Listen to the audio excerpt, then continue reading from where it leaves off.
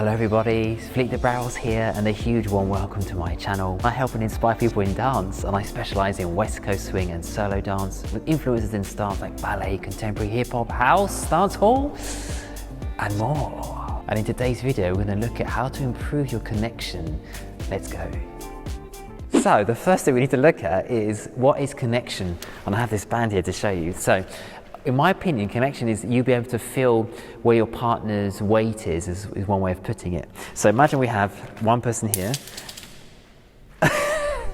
Yeah, so as I was saying, so we have one person here, one person here. If there's no connection, this is what it's like. But if one person stretches away, now we can feel this person's kind of pulling on this person, and it affects them, or vice versa. So that's something we all like to do in West Coast swing, is to have this connection. This elusive, magical word, what is connection? So, we'll look at some tips and tricks how you can increase that. I would also like to say that connection is not everything. Some people obsess over connection. Like, what is it, this elusive thing? And they might focus too much on it, to the point that, they'll have a serious face when they're dancing, they're internal, because they're trying to create connection all the time. And then they don't enjoy their dancing as much. So I would say there are other things that are also very important. Connecting with your partner, visually, and also enjoying the music and having fun. Our first step on creating connection is understanding the mechanics of West Coast swing. So I would say, I think of it as like the followers moving from A to B, and the leader's kind of more central, and this is creating that stretch. So it's like the energy flow. So the leader is choosing to initiate and the follower is holding back, creating that more connection as they hold back, and then they come forwards and ping and go from A to B. So I'm a follower, I'm waiting, I'm going backwards, creating this pull and that elastic band with my partner, with my body, and then I'm going to go, for example, doing my pass. Let me do that one properly. So I'm coming forwards, I've stretched backwards, I'm now coming forwards for 1, 2, 3 and 4, and then I'm reaching the end of the slot to another point, and now I'm waiting for the next moment.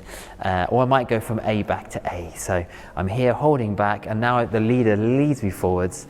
I'm coming into this known as another type of connection, which is compression, the energy coming towards each other. And then coming back into our point A. Leaders, we are creating the energy flow, so we're starting it and then allowing the follower to pass as they come through. We kind of like post, more on that one, maybe later, and then we stretch again to start the next movement. So that's a nice little overview of the mechanics of West Coast swing, and it helps to know, that helps you understand what's happening to create that connection. Our second point now is leaders and followers. You can choose, kind of help to influence the length of the slot. So leaders, I might do a right side pass, and often people will do a right side pass the way they learned it all the time. So for example, you might have learned to go back and then back as you do your right side pass, like this. Or other people might have learned to go backwards and then come forwards, like crossing over, which is the way I learned actually. And then just use it all the time. However, you can actually switch, because it depends on other factors. Your follower, what are they doing? So but as you can see, as I come forwards on 2, I'm now coming closer towards my follower on 2. So if I have a slow follower, this is great, because you have more, you're coming closer towards them, you're not allowing them to pass you early. If I'm going back twice, this is great for a fast follower who's going super fast, because remember, on 2, the follower is going to be, so they pass you on roughly 3 and 4, your follower. So we don't want to be super, like already they're past you on 2, that's not great. So that's more for like if it's a slower person or just in general. They're going back and back, it creates a smooth, longer slot, and it's especially good for a fast follower.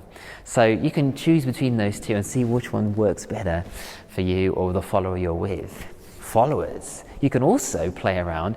If you're doing a pass, you can choose to have a longer slot on your 3 and 4. So if I'm going and a 1 and a 2, now if I do 3 and 4, I can do this, like a much bigger slot, or I can do a corkscrew turn and go 3 and 4. Look at this, I've shortened that slot. Again, this depends on other factors. Is your leader giving you a big slot or a short slot? If they are giving you lots of room to go, you can make that slot bigger. So this is the great partnership game between the follower and the leader, helping each other out to create connection. for example. And what I said about the right side pass for the leaders, you can also do on whips, because I'm going a whip here, 1 and then 2 and catching my follower. Or I can go back and back. Again, depends if you have a super fast follower who's shooting forwards. That means you can go back twice and they'll already be coming fairly close to you. The magic of connection in West Coast swing. So our next concept now is thinking about tethering. So tethering is, we have, for example, a post here with a band. If you're not tethering, this is what it looks like, and you're walking around like this. If you're tethering, you have it nice and stretched out, and you're walking, but always keeping it that same, in that same sort of tethered moment there, rather than walking around like this and there's no connection at all. I'm connected to the band all the time now, as I'm doing all this. So, as a follower, you can tether to your partner. A lot of things you can do by changing the length of your arm. Imagine your arms like this. You can change the length to come closer, further away, but you can always stay tethered to your partner with a little bit of light engagement of the muscles here in what's known as eccentric contraction, which we might look at later on.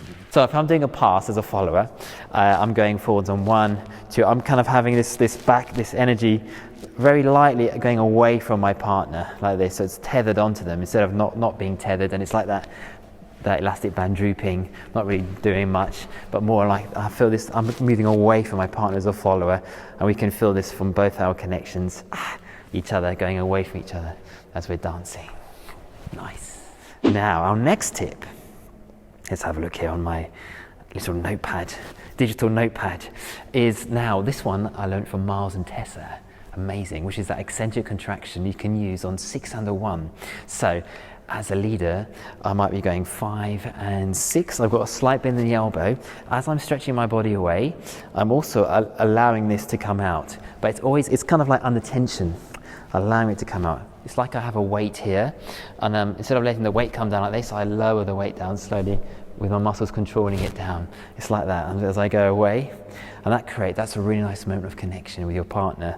So I might be doing a right side pass now, so 6 and 1. So this space gets a little bit bigger as you're creating that really nice moment, stretching away. It's going to be much smoother. If you keep it still and just go backwards, they might feel more of a jerk, the follower, or not so comfortable. This one is like super nice and smooth. Same for the followers. I'm here, and as I'm stretching my body away on 6 and I'm also allowing this bend here to increase slightly, that eccentric contraction, as I then come forwards on a 1, 2, 3 and a 4, 5 and a 6, stretching that one away there for my partner, and it feels wonderful when you can do that. So that's the eccentric contraction on 6 and a 1. Leaders, when we take our followers' our hand, we can also do what's known as shooting for the hips. So we are kind of like having it towards the height of our followers' hips. If it's too high, we're connecting with our follower. Now I'm the follower up here, which is not so nice, but if it's down here, you connect with their center, and they connect with your center. So it's like this. I'm leading now, and I'm imagine the followers is me as well on the other side, same height, and we're connected. Both our centers are connected to each other, instead of up here, for example, which is now more here, which is not so nice. That's your next quickfire tip, which is to shoot for the hips. So now, next tip now is sometimes you could use this every now and again.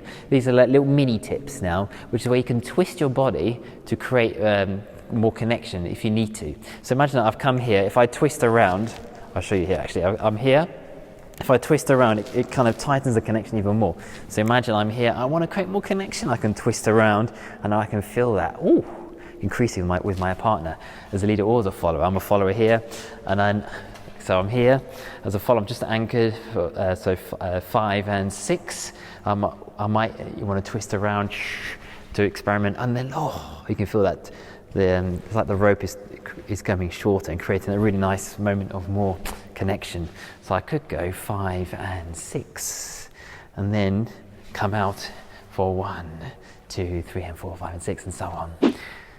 And now we have our final tip in this little masterclass in connection with good tips here. Again, do let me know which one you found most helpful below, and if you have any of your own tips as well. There's always more things we can learn, which is why dancing is great. This one's a good one for leaders to think about.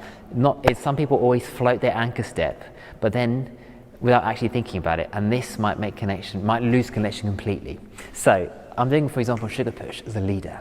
So a 1 and a 2, 3 and a 4. Now, if I'm posting on the spot like this for 5 and 6, the follower can come back and connect with me.